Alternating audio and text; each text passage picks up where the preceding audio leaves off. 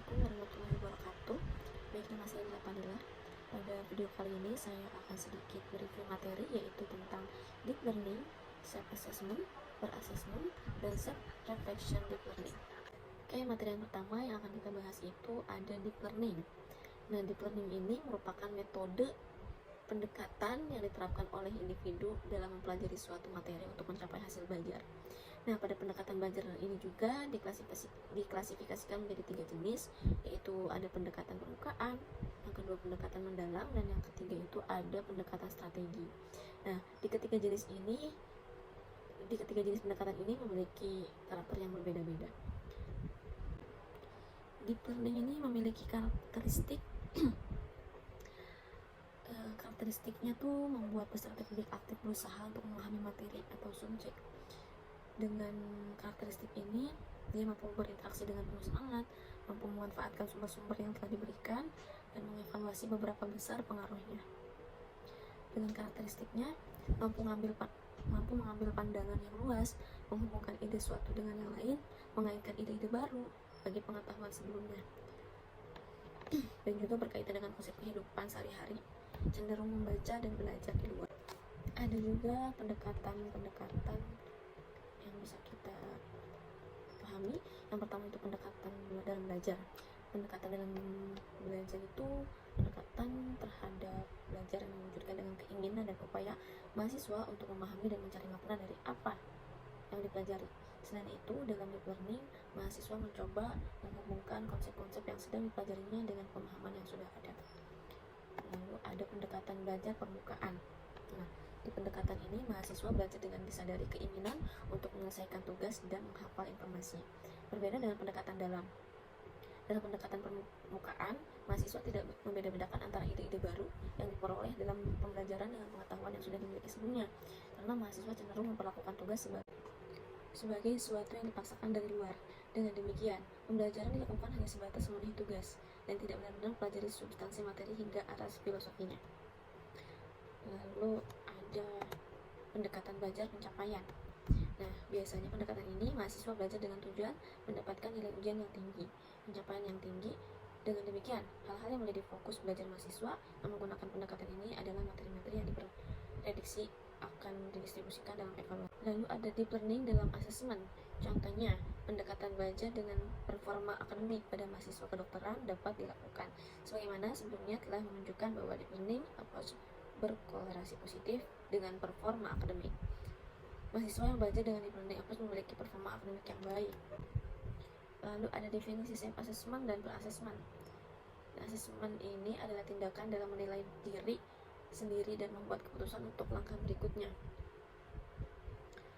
Self dan per-assessment membantu peserta didik untuk mengembangkan kemampuan membuat keputusan yang merupakan salah satu keterampilan yang dibutuhkan untuk belajar dan bekerja nantinya.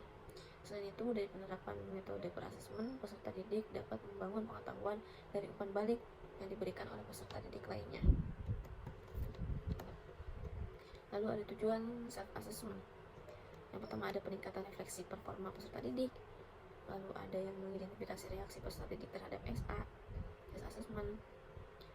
Lalu ada mengevaluasi realitas dari penilaian. Yang terakhir ada mengidentifikasi alasan kesenjangan hasil penilaian antara penguji dengan peserta didik yang dinilai. Lalu ada syarat dan 5 isu dalam self-assessment. Self-assessment dapat dilaksanakan dengan baik dan benar jika mengembangkan telah mengetahui tujuan dari pengertian self-assessment itu sendiri. Namun, pengetahuan tentang tujuan dan pengertian self-assessment ini perlu diikuti dengan eksplorasi 5 isu utama dalam self-assessment. Yang pertama ada acceptance, yaitu penerimaan. Yang kedua ada akurasi, ketiga ada kekuatan, keempat ada feasibility, dan yang terakhir ada konteks. Lalu ada langkah-langkah dasar pelaksanaan self-assessment. Yang pertama langkahnya itu penentuan tujuan self-assessment. Tujuan diselenggarakan self-assessment sangat bervariasi. Misalnya sebagai gambaran sesaat untuk data dasar, gambaran tentang kemajuan program pendidikan, dan gambaran keberhasilan dalam mencapai tujuan. Lalu ada perancangan self-assessment. Dalam perancangan SA ini mengembangkan perlu menanyakan kepada diri sendiri mengenai model atau pendekatan yang akan digunakan.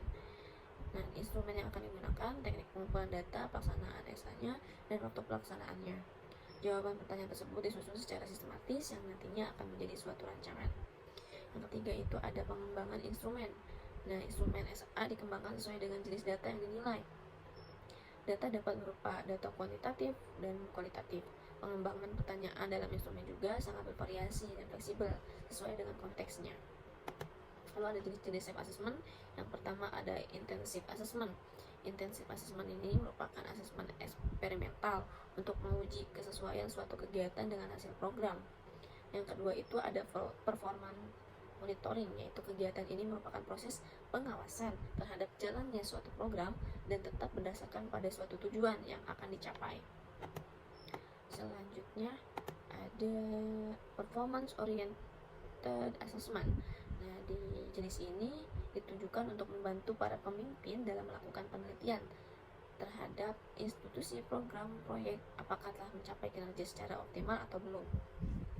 Yang keempat itu ada evaluability assessment, yaitu jenis ini menilai apakah proyek atau program sudah mencapai hasil atau belum, perubahan apa yang diperlukan, apakah asesmen itu sendiri mampu memberi perbaikan pada kinerja suatu proyek atau program.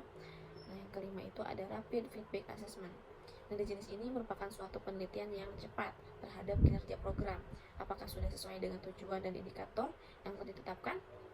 Dan penilaian jenis ini harus benar-benar akurat dan self-assessment dilaksanakan secara menyeluruh. Lalu ada keunggulan self dan per-assessment.